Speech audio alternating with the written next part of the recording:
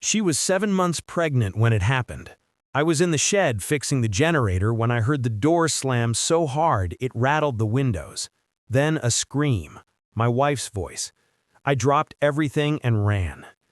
Inside, one of those self-appointed HOA cops had kicked the door clean off its hinges. He stood there in a fake uniform, shouting something about illegal structures and community compliance. My wife was holding her belly, terrified, trying to tell him we owned this land. But he didn't care. He pushed past her like she was invisible. "Sir, step outside. This property violates HOA rules," he barked at me, puffing up like a real officer. My blood ran hot. "You just kicked a pregnant woman's door," I said, stepping closer. "You've got 10 seconds to back out before you regret it." He smirked. "You threatening a law officer?" That's when I noticed his badge said HOA enforcement, not police. His gun was fake, too. My hands were shaking, not from fear, but from fury. Before I could move, he shoved me back and reached for his radio. "We got a hostile mail, send backup," he said, like this was some kind of raid. My wife was crying now, sitting on the couch, her hand over her stomach. I grabbed my phone and hit the emergency line, but I didn't call 911. I had a different number, one that went straight to my old unit. 3 minutes later, the sound of engines echoed through the valley. My wife looked at me, wide-eyed. "Who did you call?" she whispered. I didn't answer. The ground started to shake as 2 matte black military convoys rolled up the dirt road, headlights cutting through the dust.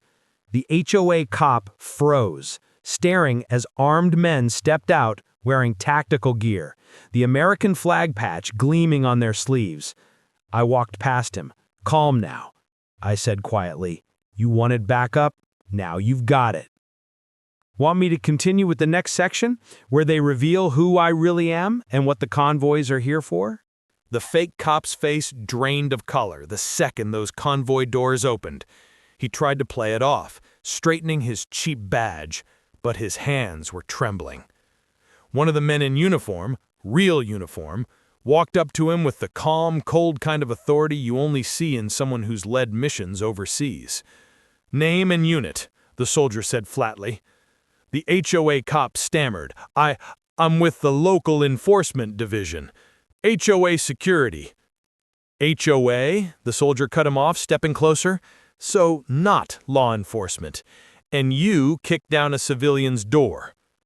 The fake cop's mouth opened, but no sound came out. My wife sat on the porch now, shaken but steady. One of the convoy medics immediately rushed to her, checking her pulse and helping her breathe. The sight made something twist inside me. Part rage, part pride. She'd been terrified moments ago, but she still gave a small nod to the medic like she was okay. That's the kind of woman she is. The lead soldier turned toward me. "Sir, you said you needed eyes on a home intrusion?" I nodded. "Yeah, HOA thug kicked down the door, threatened my wife, claimed authority he doesn't have." The soldier's jaw tightened. Understood. He looked at his team. "Secure him." The HOA cop barely had time to protest before 2 soldiers grabbed him, forcing him to the ground. "You can't do this! He yelled, but it didn't matter. One of them held up a small scanner showing his fake ID, plastic badge, and a gun with no serial number. "Impersonating an officer," the soldier muttered. "That's federal." Karen, the HOA president herself, appeared at the edge of the driveway, phone in hand, recording. "This is an overreaction," she screeched. "He was enforcing community law." I turned to her slowly. "Community law doesn't override the Constitution, Karen." She started to yell again, but then one of the convoy soldiers pulled up the live security feed from my cameras, showing her giving him the order earlier that morning, "Kick it down if he doesn't open." Her face went white. That's edited! That's fake!" she sputtered. The soldier didn't even look up. "Tell it to the judge." Karen's phone slipped from her hand when the soldier started playing the full clip, her voice crystal clear. "Kick it down," she had said. "If he wants to play tough, teach him a lesson." The sound echoed through the still air, every word digging her hole deeper. The lead soldier looked at me. "Permission to disclose, sir?" he asked. I gave a small nod. Karen frowned. "What does that mean?" The soldier straightened up. "Ma'am, you might want to step back. You just ordered an attack on a federal officer's residence." Her jaw dropped. What are you talking about? He's not federal. He's just some retired fisherman." I stepped closer, eyes steady on hers. "Retired? Yeah. From the U.S. Marshals Service." You could hear a pin drop. Even the fake HOA cop, still kneeling in the dirt, froze.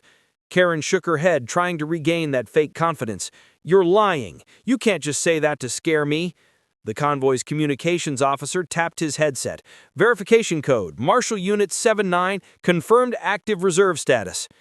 Karen took a step back like she'd been hit. The color drained from her face. The soldier beside me crossed his arms. "Ma'am, you ordered your man to break into federal property and assault a pregnant woman. That's felony territory." She stammered, looking for someone to back her up, but the fake cop was silent now, eyes glued to the ground. "I didn't mean, he misunderstood," she tried, but no one was listening. The convoy commander gave me a respectful nod. "Sir, we'll process them both. You want us to handle the cabin repairs too?" I shook my head. "No, I'll take care of that. Just make sure she doesn't come within a mile of this place again." Karen screamed as they cuffed her, trying to twist free. "You can't do this! I run this community!" I met her glare one last time. "You don't run the law." The soldiers led her and her fake officer toward the convoy, their shouts fading into the forest. My wife stepped beside me, leaning into my shoulder. "You didn't even raise your voice," she whispered. I looked at the shattered door, then at her. "Didn't have to," I said quietly. "Justice came on wheels this time." 3 days later, I thought it was all over. The cabin was quiet again, the door repaired, and my wife finally sleeping through the night. But peace doesn't last long when someone like Karen's involved. That morning, a certified letter arrived, thick, official-looking. I tore it open and laughed out loud. It was a lawsuit. Karen was suing me for harassment, emotional distress, and abuse of power. She'd even filed it under her HOA's name, trying to make it look legitimate. My wife shook her head, disbelief in her eyes. After everything she did, she's really doubling down? I said Karen doesn't know when to quit, but she's about to learn. I made one call to an old contact at the state attorney's office. He didn't even let me finish before laughing. "Walker, I heard about that incident. You've got nothing to worry about. In fact," his tone shifted, "she's under investigation now. Impersonating law enforcement, ordering forced entry. It's a long list." 2 days later, it hit the local news. HOA president arrested for abuse of authority and fraudulent activity. Her face was plastered across every screen, that same smug smile replaced with panic. Turns out, she wasn't just harassing me, she'd been using HOA funds to pay her fake enforcers. The community turned on her fast. People demanded refunds, meetings were called, and every dirty secret she'd buried started crawling into the light. I got another letter, this one from the new interim HOA board. They apologized on behalf of the community and offered to pay for the cabin damage and medical checks for my wife. That evening, I took my wife down to the lake. The water was calm again, like the chaos never happened. She placed her hand on my arm. "You think she'll ever stop?" she asked softly. I looked out over the reflection of the sunset and said, "People like her don't stop. They get stopped." The last bit of orange faded from the sky as I pulled her close. "You know," I said with a small grin, "next time they want to visit, they better bring a warrant."